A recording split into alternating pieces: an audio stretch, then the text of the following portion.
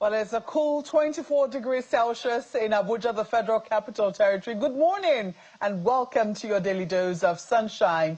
I'm Maupe Ogun Yusuf. And I'm Ayo Makinde. It's 26 degrees here in Lagos, and today is the 28th day in the month of August 2025. It's a Thursday morning, and you're welcome. Mark, one of the reasons I continue to do this is because, you know, back in the day, we started our day in the classroom with today's date.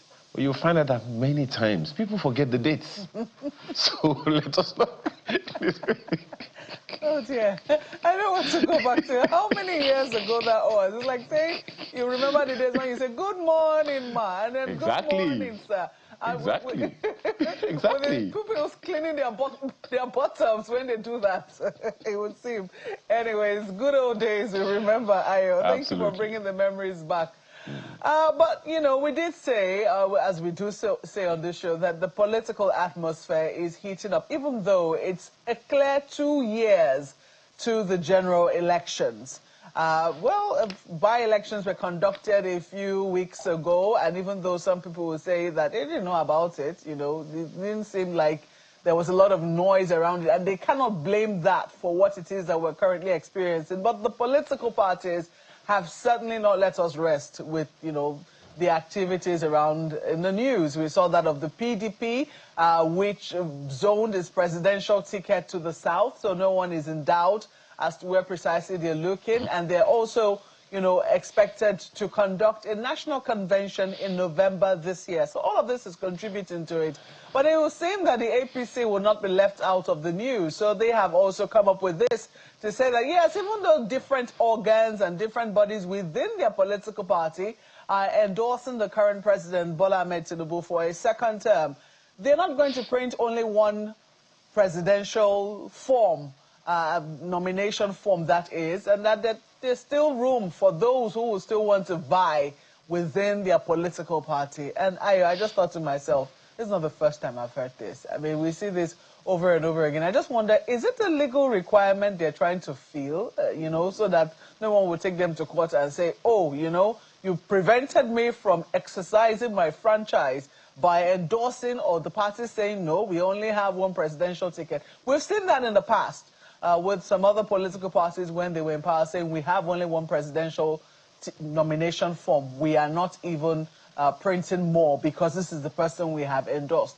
In this instance, is the APC learning from history, or is it just trying to fulfill all legal requirements, so to speak? What are your thoughts? Well, thankfully we have an APC, hopefully have an APC member to raise this issue on the side, along with a number of other things.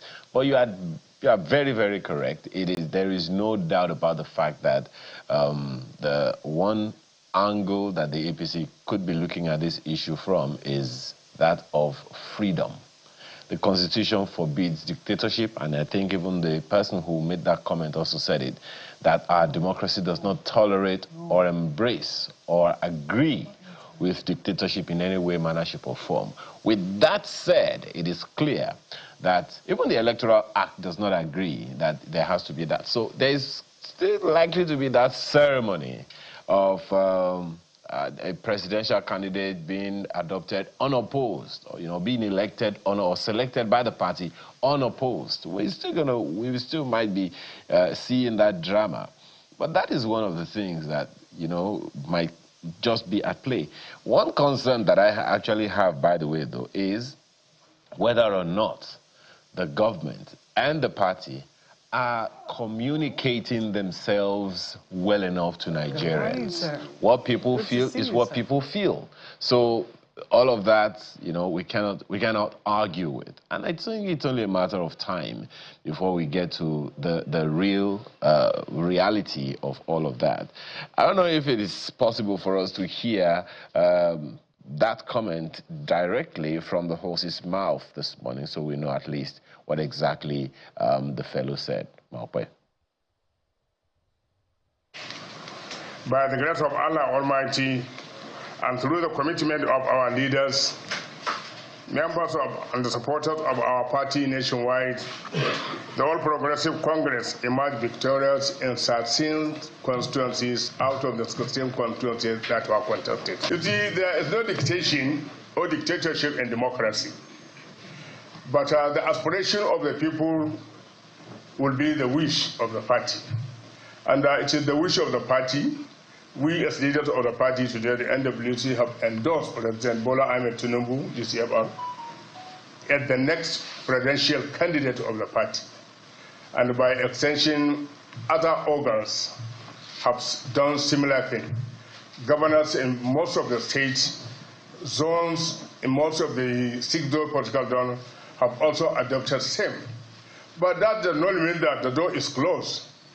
That does not mean that when time comes, like we did always, we'll make our timetable known so that for anybody who wants to aspire to be the next president of this country, under the platform of All Progressive Congress, we will not deny him that opportunity to come and purchase form.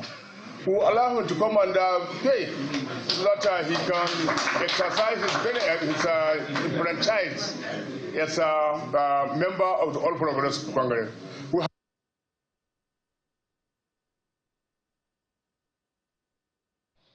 Well, I guess it is clearer now. There is no dictatorship in democracy. So if you want to come out, you will be allowed to pay. And you'll observe that in the room, everyone clapped. So I guess I have to join in saying, if you want to invest in the party, contribute to the finances of the political party, feel free to pay. But it is clear where we are likely to be headed. I don't know, Malpa, what you think of that, but that's how far we've come. Your comments, the line running through my head was not as kind. It felt more like if you want to waste your money. No, you're just investing. You are just investing. Exactly. I'm making a contribution. As I did say, you're far kinder than I am. So I think at this point we can take a break, because when we come back, we'll be talking about matters of governance, matters centered around governance. You know, while politics might be exciting, at the end of the day, it's about how it affects the lives of the people, particularly around the 3 major needs that people have: food, housing, shelter. Well, in Nigeria, you can add security to it, which is the primary purpose and the existence of government. We're starting with issues centered around governance. And in recent times, there have been complaints coming all the way from Lagos, southwest Nigeria, with regards to some federal infrastructure present in the state centered on housing.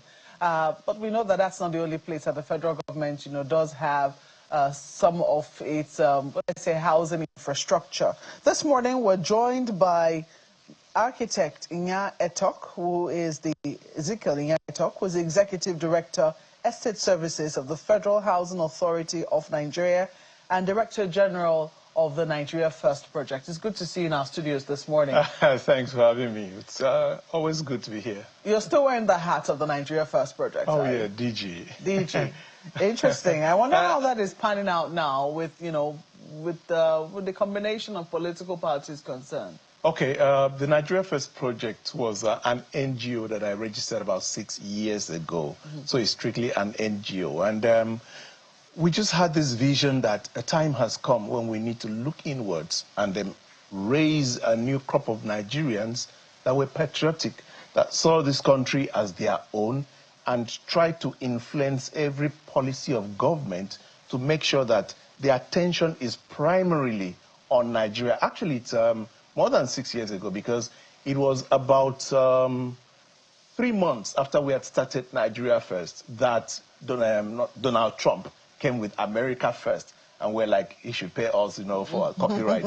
Whatever it's worth, the focus was trying to get the policies of government, the people of Nigeria, to see Nigeria as their own.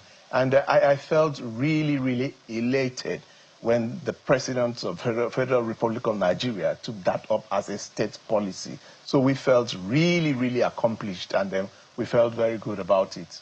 Well, this is where we are right now. You are now also serving in government as Executive Director, Estate Services, Federal Housing Authority of Nigeria. Yes. And we know that in recent times, well, I do know that when you were appointed, shortly after you were appointed, we had a conversation. Myself and yourself Yes. had a conversation Yes. on a sister program as to what exactly your plans were for the FHA and, you know, where it currently was, because there had been plenty of complaints. Right here in the Federal Capital Territory, there have been times when residents of certain areas will complain to the Minister of the Federal Capital Territory and say, look, you guys are not under my purview. You are under the FHA. And then if there's one prominent place we know is the purview. Exactly. Gwarimpa is another place, you know. Guzape is under the FHA, as well as some parts of Lugbe Federal Housing. Lugbe. Exactly. Several areas, as well as Festac Town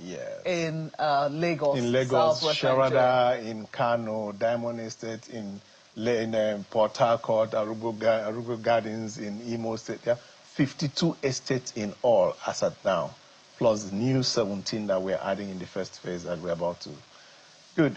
I think you... Well, I guess the most vocal of all of them, from what I can see, have been those in Festac Town. And I'm sure that you have seen their complaints in not just the dailies, you've seen them also in electronic media complain about the state of infrastructure around their estates. What precisely is happening? Okay, I'll tell you. When we came on board, incidentally, some of us were Festac fans. A lot of the young people will not remember this, but Festac was like the signature of all eyes, was a pride of Africa. People used to travel from neighboring countries to come and see Festac. It was a beauty to behold. And several months back, I had a meeting with the residents, and I felt really emotional because of what one of the people said. He had a choice of owning properties either on the island or in Festac. He left everything he had in the island and came to Festac, and he was so happy. But today, he regrets so much that he should have remained on the island instead of Festac. That's one part of the story. Now, what is the full story of Festac? A lot of people don't know. Festac is about 2,000 hectares. And what has been developed is only about 500 hectares, which means like a quarter. Now, in the master plan of Festac, because it was being developed in phases, they had, when you do a master plan, you kind of plan for the end so that at the end it's as good as a whole. So the roads were about 60 meters, because when you think in terms of calculating the traffic, you want to make sure that at the end, when the last is built, the traffic, the lanes are wide enough and big enough to accommodate all the traffics. But people, because it was done in phases, they did the first phase, and people started saying, these guys are wasteful. What sort of road are you doing for 60 meters? They started, the Omoniles, they started selling the land and selling the land and selling the land, to the extent that, as at today, if we were to restore the initial master plan, we will have to let go over 18,000 housing units. And no sane government is going to do that.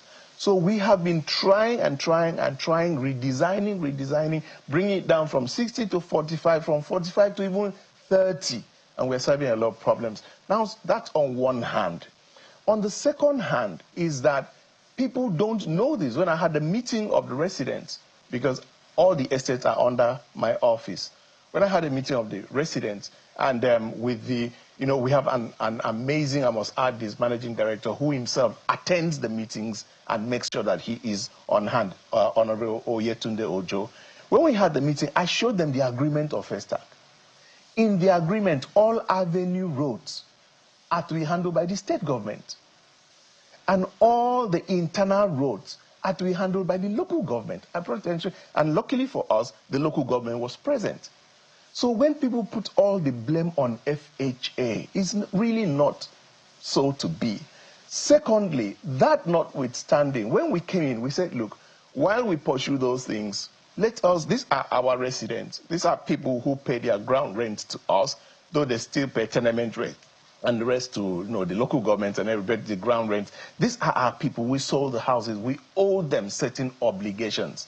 And as we speak, we've already started doing some work. For instance, they will tell you, all the people will tell you, I'm trying to get the specifics, yes, the First Avenue, the junction, the Second Avenue junction that leads with the, they will see that we've done that ourselves. Secondly, our MD has been able to get FEMA to commit to doing the Second Avenue, the 7th Avenue. And we believe that as soon as the budget is put in place, they'll come to do that. What am I trying to say? Which one of the budgets now? FEMA. The 2025 budget, or? We've just reached that agreement with them. And you know how government works. It works in, you have to capture whatever you want to do in the budget. So I believe whichever is the next cycle of budget, they've agreed to do it. So what we are doing, we're taking that, not only Festac, virtually all our estates are in states that you are not proud of.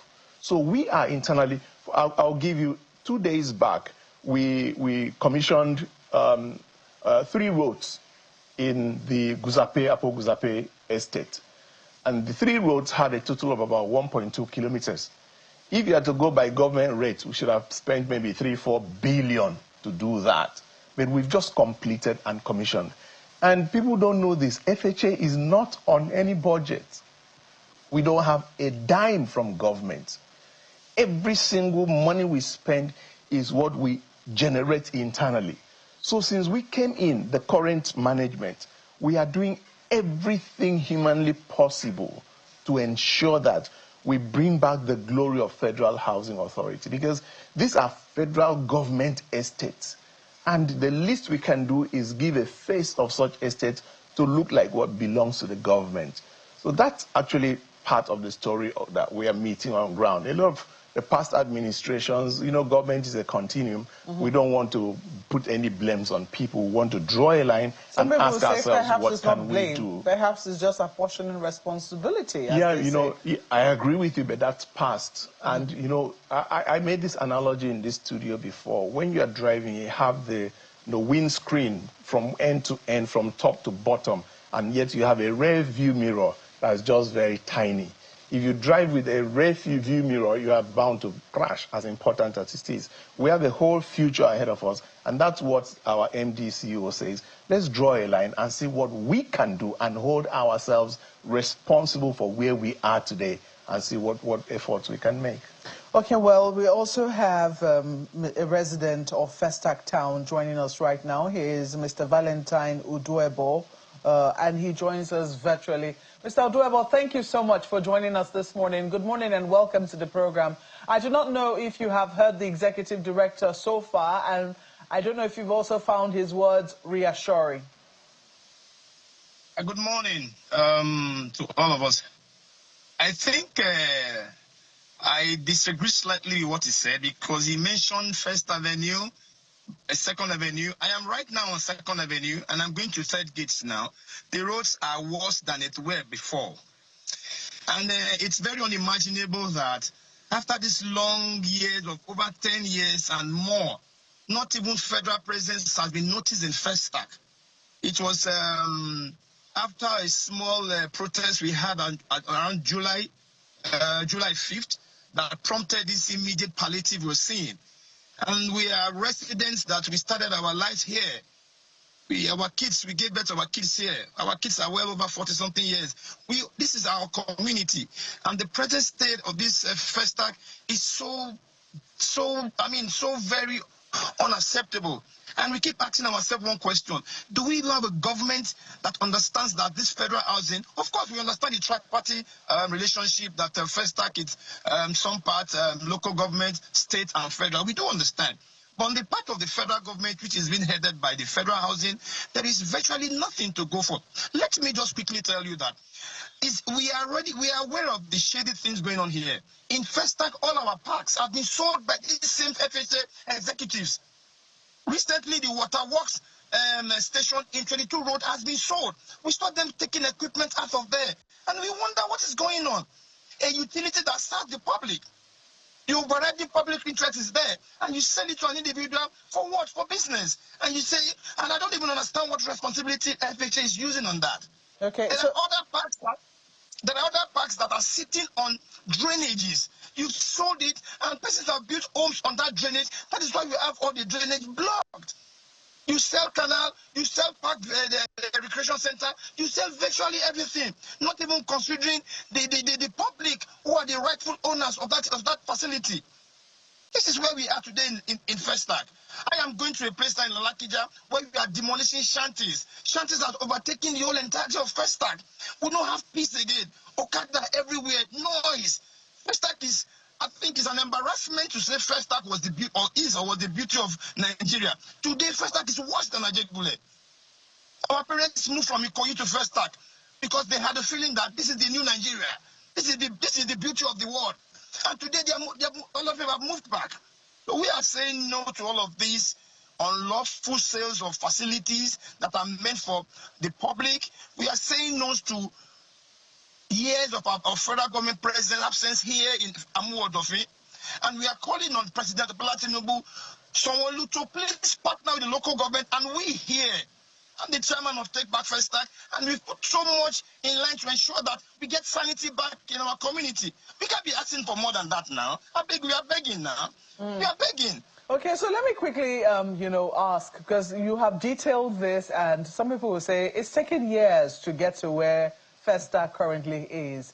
What are the current expectations? Because Architect Nyaitok was appointed last year, I think sometime in June or July last year, so he's just about a year in office. What are your expectations? Because he did say that he had a meeting with those, with residents of Festac Town. I do not know if you're a part of those who had that meeting with him, and if there was a plan to work out anything, and what the general expectations of the residents of Festac Town are.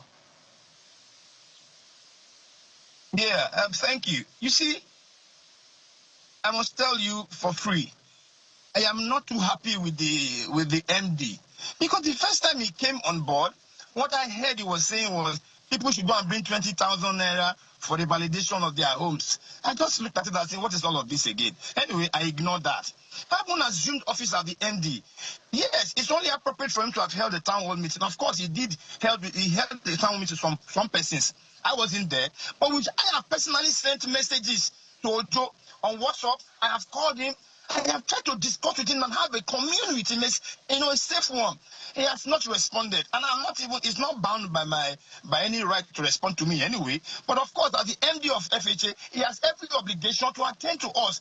And we, the community, we are saying just small thing. Do our roads for us. Those places you have sold, that they have built homes on it, that have blocked our drainage, please revoke and let it go back to status quo. Our drainages are blocked. If it rains in Festac, my dear, you will regret why you live in Festac. You can't even drive on the road. If you permit me now, I will show you where I'm driving on right now. I have to park. Because the anchor said I should park because, gallop here and there, jumping, so it was unstable. He said I have to park.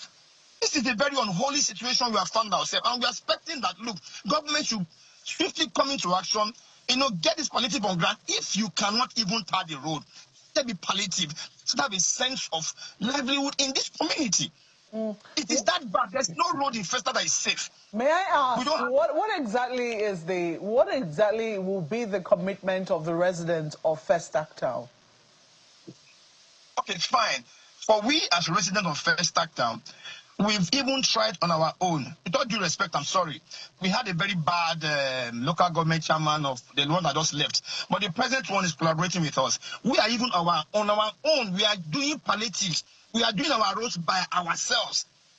We are putting our hard-earned money on ground to approach some of these. At yesterday, we were doing some potholes, filling some potholes, so that our people can just pass. Since we think we don't have a government. So our contribution is this. Even if you tell us that, look, this funding is not we have persons at ourselves that we can come up with funds. We will do this not ourselves. But if you tell them, they'll say, no, pay it to council, pay it to this man, pay it to that man, it will not be done. Our money will disappear.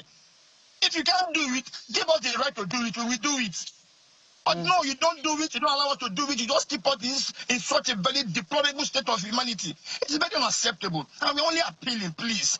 We're only begging Sanwo-Olu and Bola Tinubu, please, Mr. President, collaborate with local government chairman. Let us have a sense of livelihood, a sense of responsibility in this community. It was a sane environment before. My kids are not here because I'm afraid that they may be kidnappers. Insecurity is on the peak because there's no road.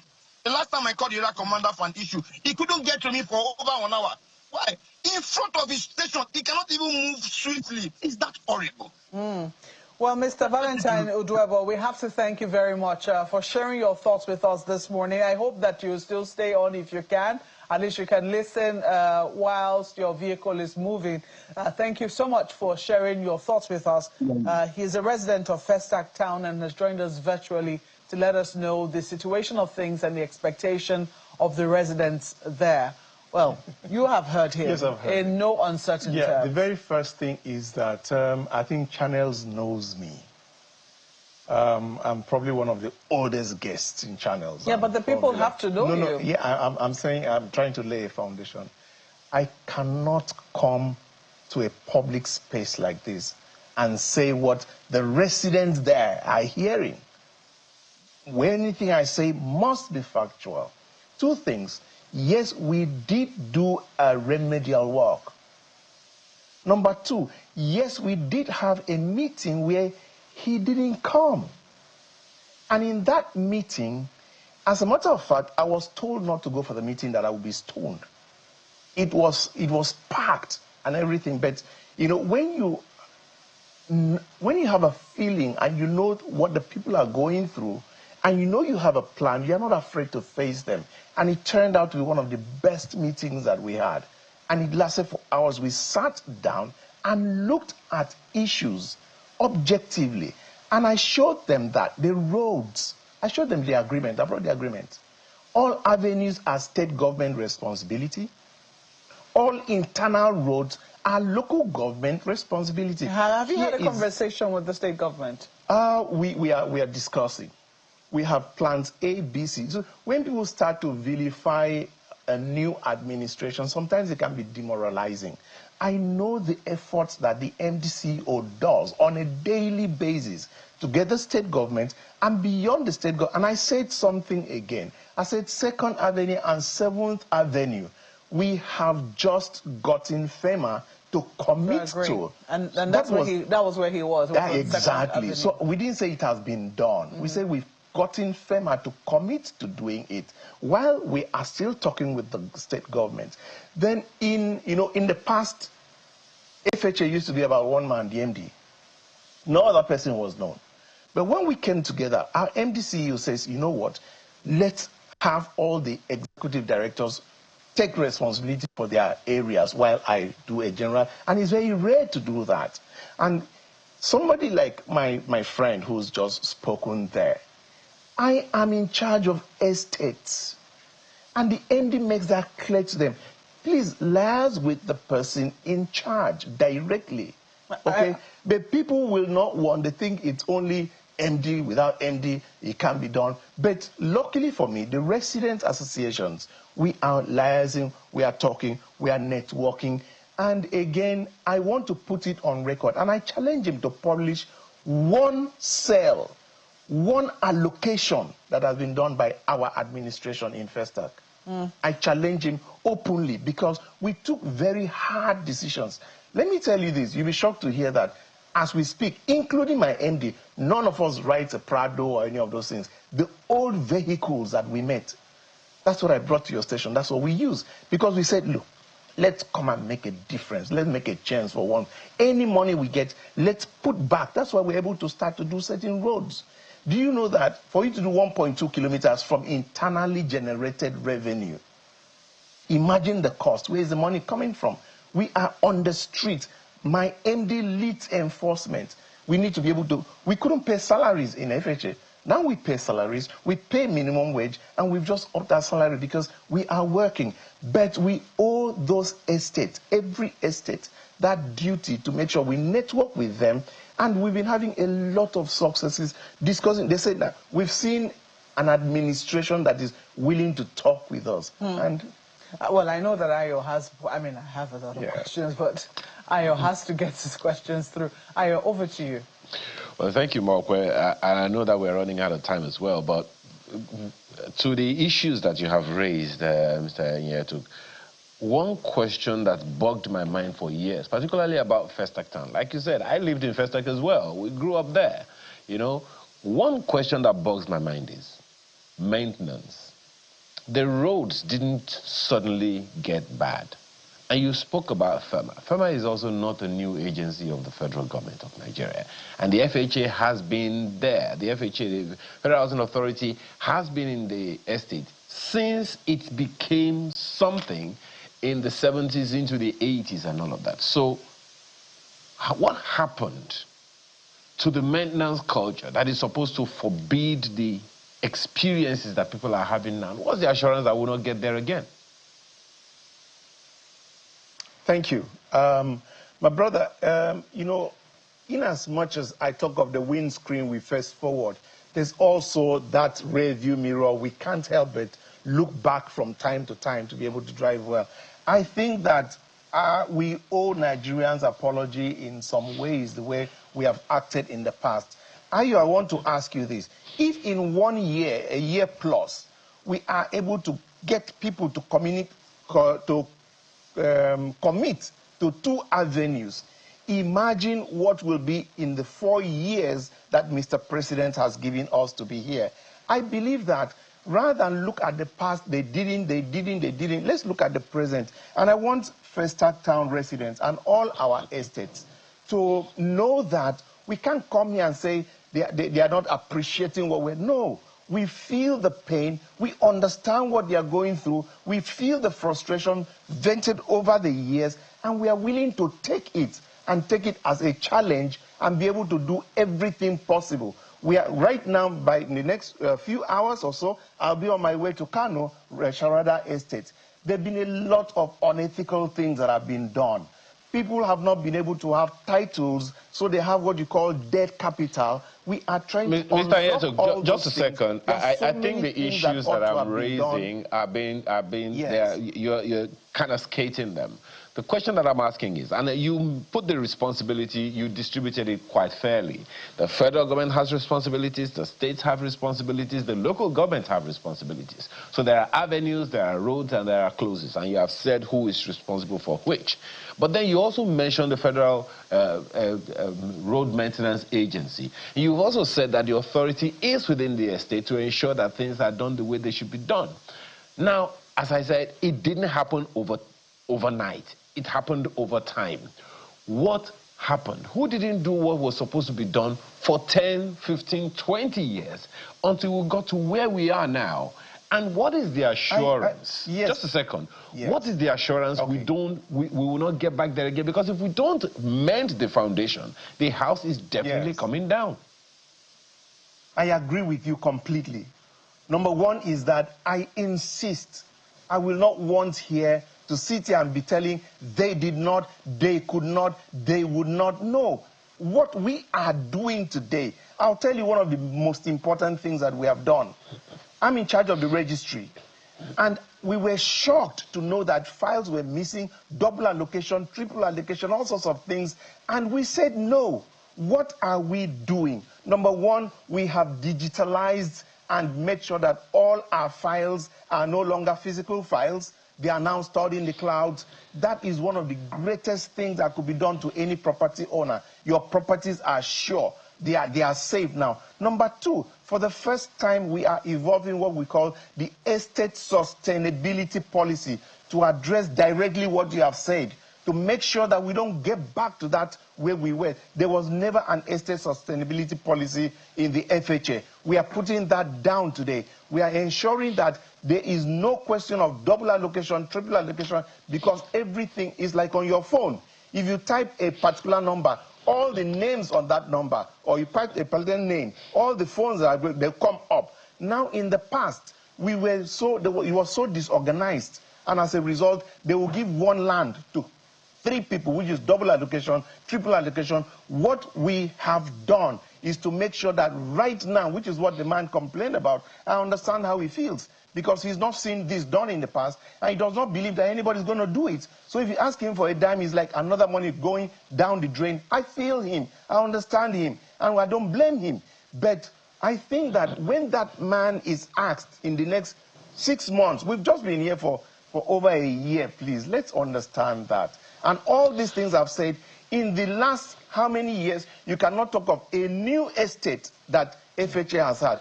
And all FHA right, Mr. Yes, I apologize because we are really running out of time. Just a minute. My sincere apologies. We are running out of time. Just a second. We're running out of time, and there are a number of other issues to raise.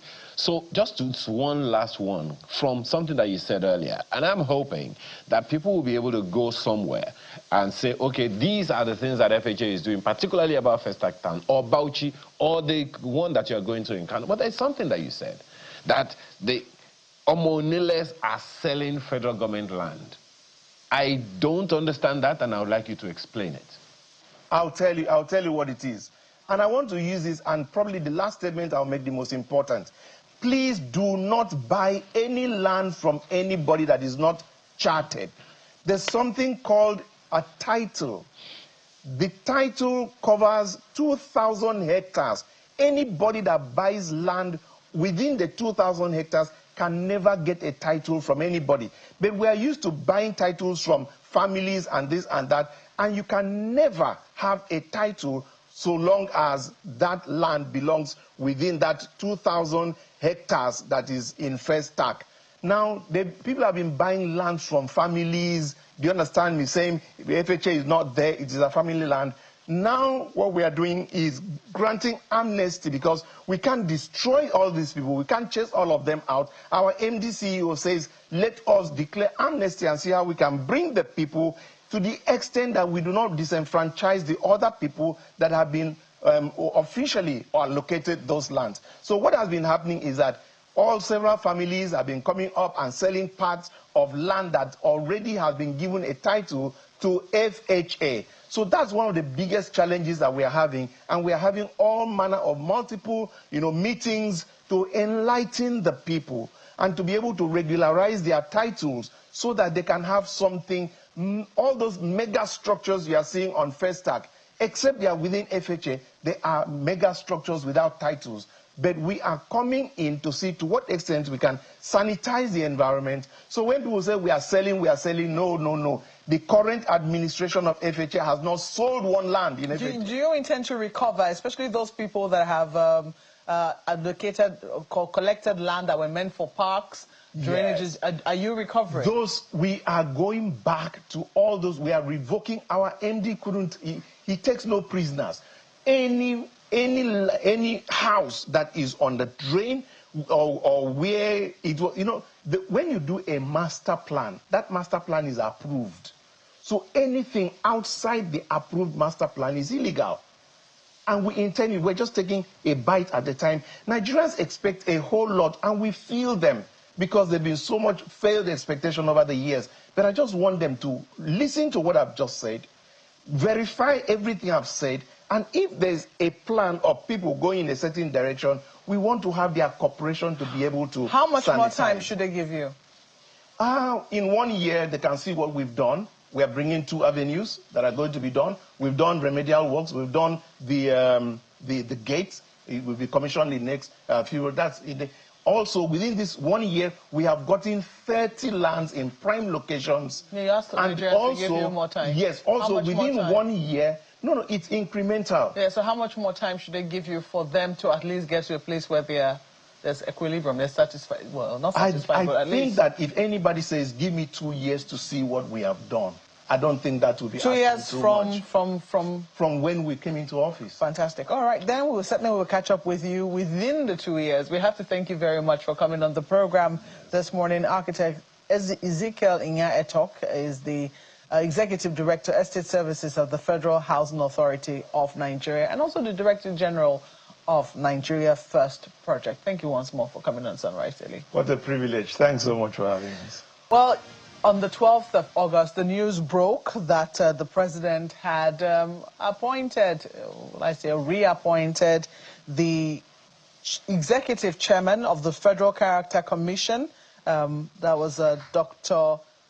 Mahiba Dankaka, who was executive chairman of the Federal Character Commission. Well, hours after her reappointment, the news then came again that she had been relieved of her duties. So it would seem that there was a somersault in this particular appointment. But right now, that has not gone down well with a number of people who say that has the capacity to tamper with the current delicate balancing of offices or positions within the Federal Character Commission. Now, it is interesting that this conversation is coming up when, we're talking about zoning politically. But as we did highlight yesterday on the program, there is a commission, a federal commission, which is responsible for making sure that in government appointment and position, that some measure of balance is maintained throughout the country. So no region should get more positions than another region. Now, it is ironical that in this particular commission, there is controversy as to, what exactly the balance of appointments is, and it does appear that there's been a somersault with the appointment of the executive chairman of the Federal Character Commission. Well, joining us to discuss this particular issue, because it is brewing a lot of controversy, we have joining us Mr. Babatunde Bakantani, who is the APC chieftain and also a public affairs analyst. Thank you so much for joining us, Mr. Bakantani. Thank you very much, Mwakwe. Good morning. Good to see you. I think I can start by asking you, what do you know about the controversy that is currently brewing, and what do we make of this reappointment, then a sudden U-turn to say, no, we're not longer appointing you, we're having somebody else? What exactly is going on? Can you hear me well? Am I audible please. to you? Okay, thank you very much. You see, first thing first, right, I like the way you came on board about the FCC. And with due respect to the office, we know what it's all about, the Federal Character Commission. And there was no time she was reappointed. It's a 5-year tenure that lapsed. And the president will now reappoint, right, subject to the clearance of the Senate for these members. And at the end of the day, let me let you know clearly the issue of zoning and federal character and balancing in this country, that there was never a time since the creation of Federal Character Commission in 1998 by late General Abacha that a Southerner, right, has been the chairman of that commission. There was never a time like that. The records are there. And secondly, this is a lady that today we claim she's a Northerner with a Northern name, and the next thing a Southerner with a Yoruba name. So all these politics, and there came the threat. The Federal Character needs to be a balanced organization to monitor appointment, like you said, in the country. But at the end of the day, I know very well, I'm aware the role you guys played when this commission was taken to the National Assembly. There was a panel on this commission, and the chairman came on board and we saw the drama.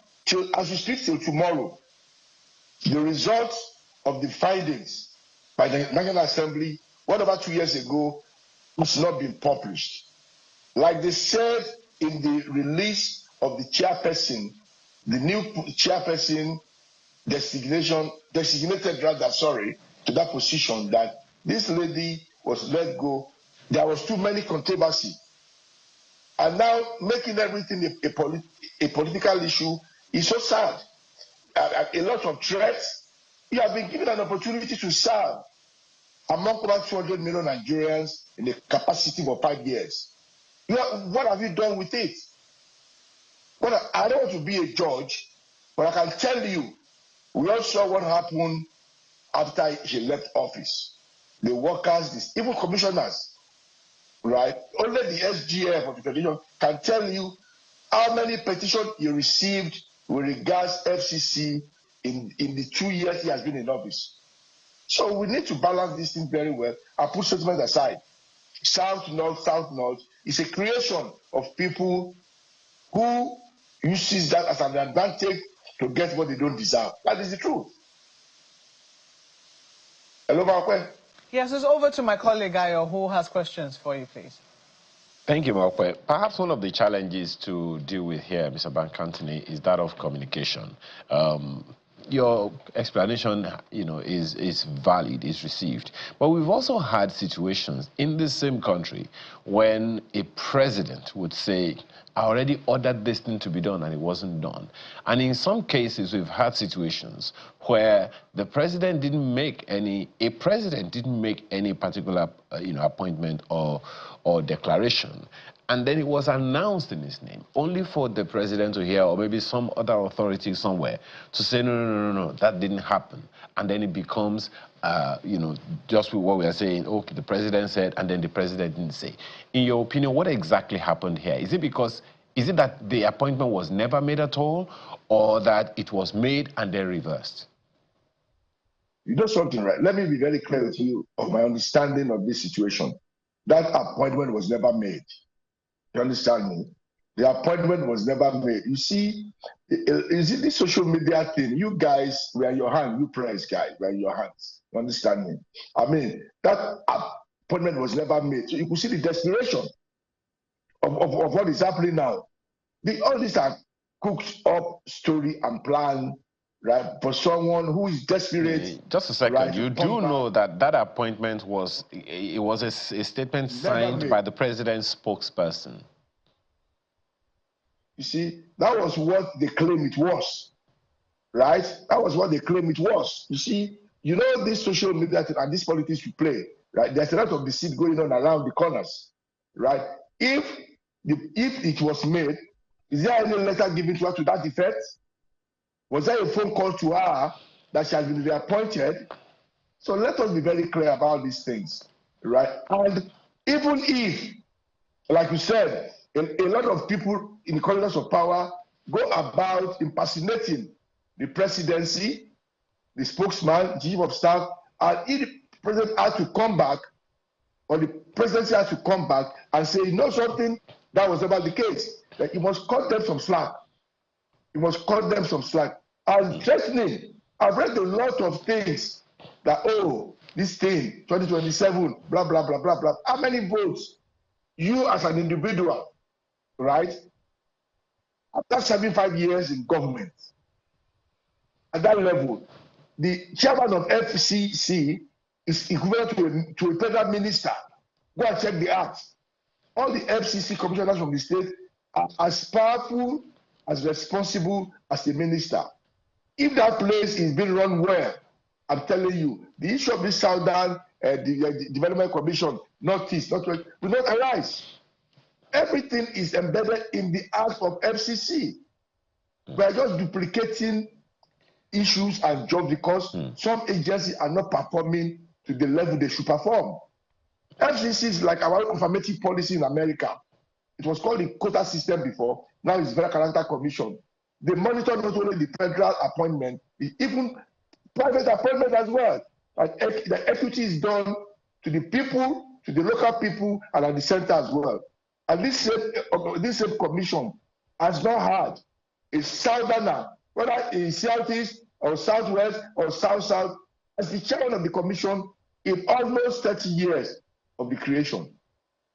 You are not telling me now that they have a southern chairman designate, that because of that, the president is going to lose. Is that, Mr. Bankantoni, media? Yeah, is that what it's all about? Where the person that is heading the FCC is from? Is that what the issue is here? Or the fact that there was an announcement made and then it was reserved? What exactly reversed? What is the issue? Makinde, I know you are trying to pin me to a corner. You guys know everything. You're in the news. The issue clearly is, a southerner has been appointed, right? And with due respect to him, I have a lot of likeness for Alain Dume. A lot of people jump on his bandwagon, right? To say, southerner, Yoruba, Lagos, no, all this is just hot air. There's nothing there. There's nothing there. There's nothing there. That is the truth. Go and read. I know you must have seen so many of them, where the president has been threatened that if I saw the woman, I don't want to do any kind of character assassination. Please invite this woman to your studio. That's what I would say. Invite her to your studio, come and talk about it herself. Invite her to your studio. She has never been, even during the crisis, that so many crises in FCC, she refused to turn up. Invite her to your studio and have a dialogue with her. And you will see the kind of people that has occupied our public space. People who has little or no knowledge of governance. To be sincere, please invite her to our studio and you find out the kind of doctor she is. She's not a doctor or she's not a doctor. Because there are so many things we misplace here. When you get a doctor, honorary doctor, it should be in circle. It should be in circle, not Dr. Makinde, or Dr. Mawakwe, you understand me? So we should clearly know that all these people, they deceive and these are just deceitful behavior in order to make it strong, as if they have a point, they have a leg to stand on. Okay, well, I just want to clarify, because reputable media houses did carry the news of her reappointment. We understand that that statement was released by Mr. Bayo Onanoga on Monday. And then a few hours later, you know, the reappointment was taken away. But given just how powerful you have said an FCC commissioner is, do you think that it will be right for a southerner who is from the same geopolitical zone as the president to be in office at the same time when we have a southern president in office, given also the current accusations that we have against the president of nepotism? Well, Mark, a beautiful question. You know you are very brilliant. You understand me? So there's no doubt about it. That because you are excelling now, your son must not excel. You understand? All this talk, because the president is from the south, west, and when Buhari was there, we had a northerner. When Jonathan was there, we had a northerner. When Buhari was there, we had a northerner. When the PJ was there, we had a northerner. When Bubakar Saraki was there, we had a northerner. When Abacha was there, we had a northerner. So with due rest, even this last commission that ended a few months ago, which was even against the law, the acts of the commission, the chairman of the commission, the secretary of the commission, we are both from the north. Do you understand me? Now, if it's about Kwena that becomes the chairman now, and she's telling me she's a commissioner, she's from the north, they say no, the name is Mawakwe. You know, she must be from the south. Like they said about, what's his name again? The guy in NMPC, right? I don't know, Ojulari is a Yoruba person, you know, but it's from Kwara, it's from the north. This same woman today now, her name is Dankaka. When she wants to feel like what's her name, she's from the north. All of a sudden, she says she's from the south at the end of the day. When she calls herself Nike or some, or whatever other name she calls herself. So, like Makinde said clearly, like it was announced, credit to the chief of, president to the governor. We know clearly. Although there's some kind of unnecessary meddling somewhere along the line, power touching the bill, we know that. But we know whose purview is it to announce appointment of political appointees. It's the HGF office, to be sincere. Okay, Mr. Bankantoni, we're totally out of time. I think you've made your point. Mr. Babatunde Bankantoni is an APC chieftain and also a public affairs analyst. Thank you so much for joining us this morning to discuss this matter. Well, Thank you very much, thank you, Makinde. Thank you. Well, that's where we've come. We'll wrap up today's edition of Sunrise Daily. Thank you so much for being a part of the program. I'm Mawakwe Ogun Yusuf. And I'm Ayo Makinde. Enjoy the rest of your day.